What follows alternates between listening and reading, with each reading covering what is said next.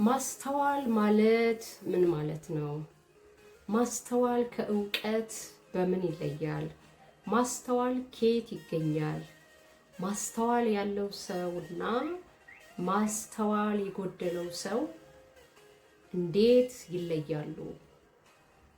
እንደው የማስተዋል ጥቅሙ ምንድን ነው? የሚሉትንና የመሳሰሉትን እግዚአብሔር ቢፈቅድና ብንኖር በተከታታይ ቪዲዮ የምናየው ይሆናል። ማስተዋል ከእውቀት በምን ይለያል የሚለውን እስኪ ጥቂት እንይ ዛሬ።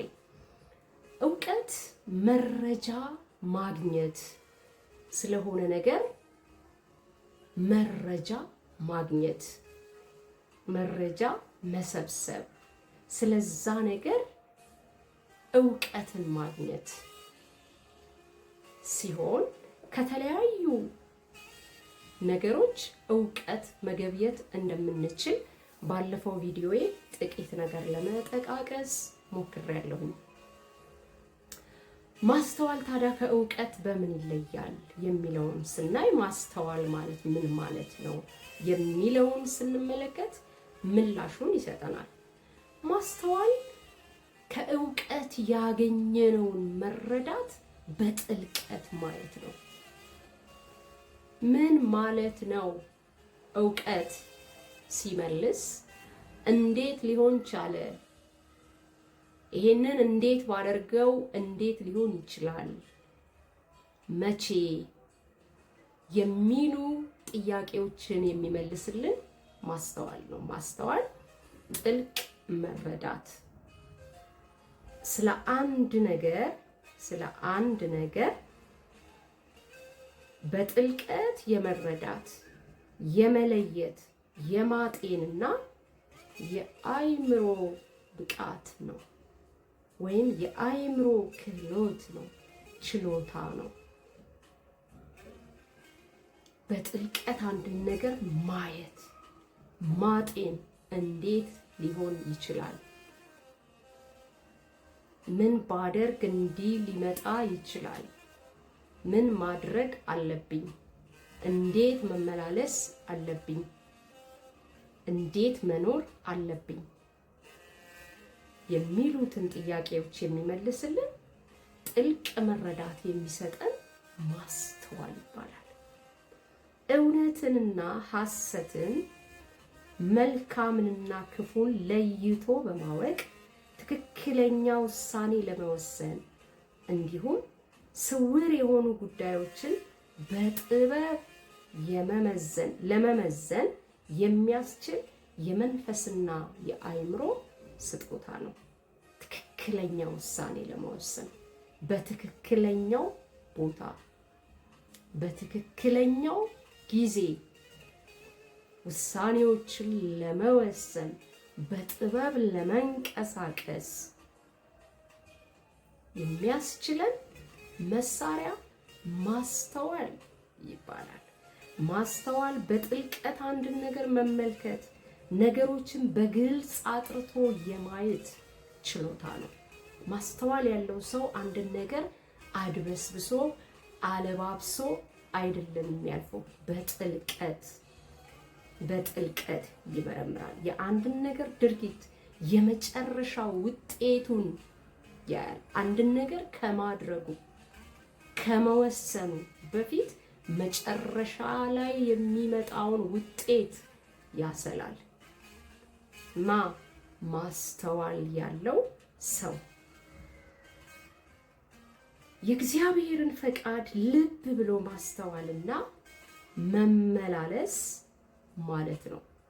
ማስተዋል ማለት ነገን ማየት፣ ነገ ላይ ሆኖ ዛሬ ላይ ሆኖ ነገን ማየት ብለን ከፈታ ነው የእግዚአብሔርን ፈቃድ አንድ ነገር ወደ ህይወታችን ሲመጣ አንድ ነገር ለማድረግ ወደ አንድ ስፍራ ለመሄድ የሆነ ነገር ለመጀመር ስናስብ አጋጣሚው ወደኛ ሲመጣ ነገሮች ምቹ ሆነው ወደ ህይወታችን ሲመጡ ማስተዋል የተባለው መሳሪያ ምን አጥርተን እንድናይ ያደርገናል? እዚህ ውስጥ የእግዚአብሔር ፈቃድ ምንድን ነው? ውጤቱ ምን ሊሆን ይችላል? እግዚአብሔር ይከብርበታል ወይ? እኔስ አተርፍበታለሁ ወይ? ለሌሎችስ ጥቅም ሊሆን ይችላል ወይ? ምን ያህል ይጠቅመኛል? እግዚአብሔር ምን ያህል ይከብርበታል? እግዚአብሔርን ደስ ያሰኘዋል ወይ? ከዚህ ጉዳይ ጋር እግዚአብሔር አብሮ አለ ወይ? ይህን ጉዳይ ወደ ህይወቴ ያመጣው እግዚአብሔር ነው ወይስ ሌላ የሚሉ ነገሮችን ቆም ብለን ለማየት ማስተዋል ጠቅማል ማለት ነው።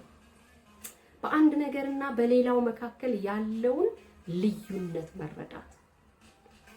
ሁለት ነገሮች ወደ ህይወታችን ቢመጡ ሁለት ነገሮችን ለማድረግ የሚያስችል አቅም ቢኖረን በሁለቱ መካከል ያለውን ልዩነት መመልከት፣ መረዳት፣ ማጤን፣ ግንዛቤ መውሰድ። ለምሳሌ ሞትና ህይወት የሚል ትራክት ድሮ ነበረ። አሁን ይኑር አይኑር ብዙ መረጃው የለኝም። ሞት ወይስ ህይወት የሚል ትራክት የሆነች አረንጓዴ የምታምር ትራክት ነበረች። እኛ ልጆች ሆነን ለብዙ ሰዎችም እንሰጥ ነበረ። ሞት ማለት ምን ማለት ነው የሚለውን አስተማሩን። ስለ ጌታ የመሰከሩልን የቀደሙት እግዚአብሔር የባረካቸው ወንድሞች። እኔ በስጋ ወንድሜ ነው ስለ ኢየሱስ ክርስቶስ የመሰከረልኝ። ከእህቴ ጋራ ታላቅ እህቴ ጋራ አንድ ላይ ሆነን ነው በጣም ልጆች ሆነን ስለ ጌታ ኢየሱስ የመሰከረልንና ያቺንም ትራክት የሰጠን እሱ ነው። ሞት ማለት ብሎ ያስረዳን እሱ ነው። ህይወት ማለት የሚለውን ያስተማረን ያስረዳን እሱ ነው። አያችሁ፣ ስለ ሞት፣ ስለ ህይወት፣ ስለ ዘላለም ህይወት፣ ስለ ኢየሱስ ክርስቶስ አዳኝነት፣ ስለ መጨረሻው ግብ አስረዳን፣ አስተማረን፣ እውቀትን ጨበጥን ማለት ነው። ከዛ ደግሞ ማስተዋል ከየት ነው የሚገኘው የሚለውን እግዚአብሔር ቢፈቅድ በቀጣዩ ቪዲዮ ላይ ይሰራዋለሁኝ። ማስተዋል የሚገኝበትን መንገድ አሳየን። ስለዚህ ሞት ማለት ይሄ ማለት ነው፣ ህይወት ማለት ደግሞ ይሄ ማለት ነው። ስለዚህ የሁለቱ ልዩነት ይሄ ነው። እኔ መምረጥ ያለብኝ ይሄኛውን መንገድ ነው። ለምን? የሞት ውጤቱ ይሄ ነው። ሞት እንደውም ይሄ የዘላለም ሞት ውጤት ነው አይደል? ውጤት ነው፣ የመጨረሻ ውጤት ነው። የዘላለምም ህይወት የመጨረሻ ውጤት ነው። የምንሄድበት መንገድ ነው የሚመረጠው እና ይሄኛውን መንገድ ብመርጥ የዘላለም ሞት የተባለውን ፍርድ ያመጣል፣ ያስከትላል። ይሄኛውን መንገድ ደግሞ ብከተል የኢየሱስ ክርስቶስን የማዳን መንገድ ብከተል የመጨረሻ ውጤት የዘላለም ህይወት ነው የሚለውን እንዳስተውል ረዳኝ ማለት ነው ጌታ። ስለዚህ በአስተውሎት መንገዱን መረጥኩት። ይሄ አስተውሎት ይባላል። ማስተዋል ይባላል። መንገዱን ከመረጥኩት በኋላ ወደ እርምጃው የገባሁበት መንገድ ይለያል። እሱ ጥበብ ነው የሚባለው። እሱን ሌላ ጊዜ ስለ ጥበብ እንማራለን። እዛ ላይ በደንብ እናያለን። ድርጊቱ ጥበብ ነው የሚባለው።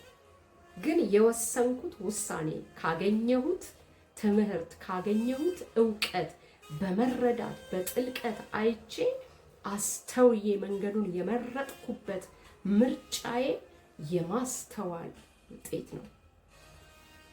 ክብር ለእግዚአብሔር ይሁን።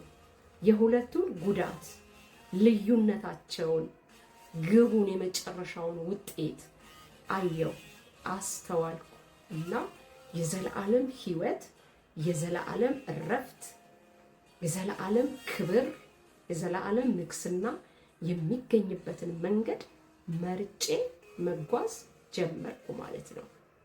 ስለዚህ ማስተዋል የህይወትን መንገድ ለመምረጥም ትልቅ አስተዋጽኦ አለው ማለት ነው።